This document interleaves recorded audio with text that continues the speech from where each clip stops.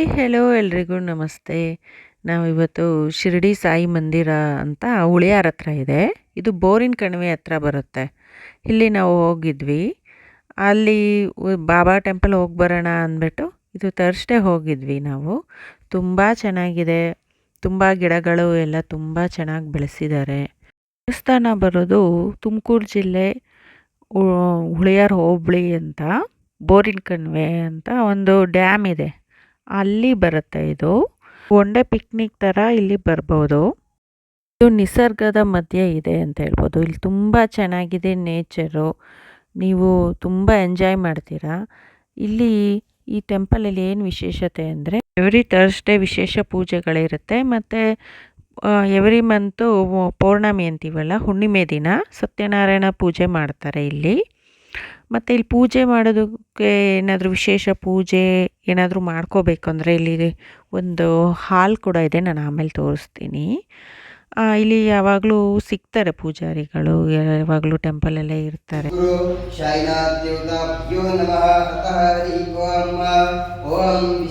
ನೋಡಿ, ನಾನು ಇವಾಗ ದೇವಸ್ಥಾನದ ಒಳಗಡೆ ಸುತ್ತ ಪ್ರದಕ್ಷಿಣೆ ಬರ್ತಾ ಇರೋದು. ನೋಡಿ, ಎಲ್ಲೆಲ್ಲೇ ವಿಂಡೋಗಳೆಲ್ಲ ಇದೆ. ಹೊರಗಡೆ ನೋಡಿ, ಎಲ್ಲಿ ನೋಡಿದ್ರು ಹಸಿರು, ತುಂಬ ಚೆನ್ನಾಗಿದೆ. ನಾವು ಥರ್ಸ್ಡೇ ಹೋಗಿದ್ದರಿಂದ ಅಲ್ಲಿ ಪೂಜೆ ಎಲ್ಲ ಆದಮೇಲೆ ಮಧ್ಯಾಹ್ನ ಪಲಾವ್ ಆ ಥರ ಮಾಡಿಬಿಟ್ಟು ಬಂದ ಭಕ್ತಾದಿಗಳಿಗೆ ಹಂಚ್ತಾರಂತೆ. ನಾವು ಊಟ ಮಾಡ್ಕೊಂಡು ಹೋಗಿದ್ವಿ. ಸ್ವಲ್ಪ ಪ್ರಸಾದ ತೊಗೊಳ್ಳೋಣ ಅಂದ್ಕೊಂಡು ತೊಗೊಂಡ್ವಿ. ಪ್ರಸಾದ ಪಲಾವ್ ಮಾಡಿದರು. ನಾನು ಮಕ್ಕಳು ಫ್ಯಾಮಿಲಿ ಹೋಗಿದ್ವಿ. ನಮ್ಮ ಅತ್ತೆ ಬಂದಿದ್ದರು ನಮ್ಮ ಜೊತೆ. ನೋಡಿ, ಎಷ್ಟು ಚೆನ್ನಾಗಿ ಗಾರ್ಡನ್ ಎಲ್ಲ ಬೆಳೆಸಿದ್ದಾರೆ. ಸ್ವಲ್ಪ ಸ್ಟ್ಯಾಚ್ಯೂಸ್ ಎಲ್ಲ ಇಟ್ಟಿದ್ದಾರೆ.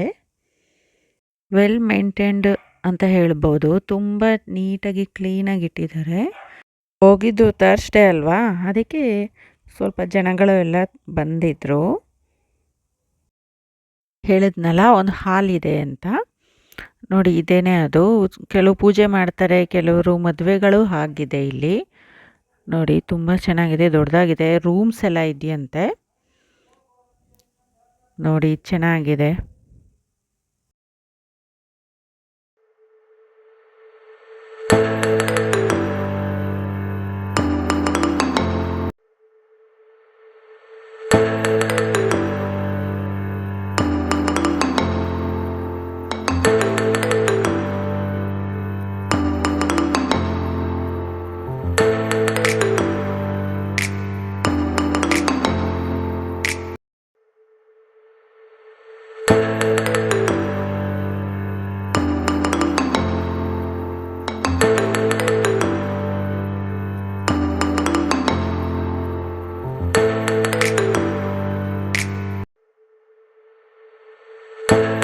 ಪಕ್ಕ ಬಾಬಾ ಟೆಂಪಲ್ ಪಕ್ಕ ನೋಡಿದ್ರೆ ಡ್ಯಾಮ್ ಕಾಣಿಸ್ತಾ ಇದೆ.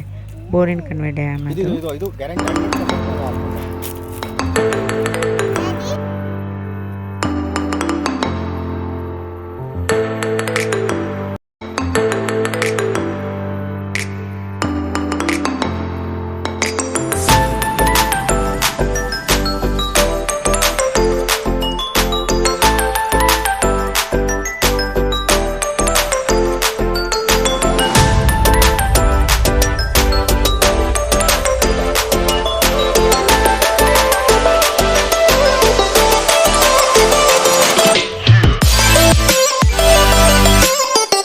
ಬಾಬಾ ಟೆಂಪಲಿಂದ ಬರ್ತಾ ಹಾಗೆ ನಮಗೆ ಪರಿಚಯ ಇರೋರೊಬ್ಬರು ತೋಟ ಸಿಗುತ್ತೆ ಅಲ್ಲೇ ಅಂದವೇ.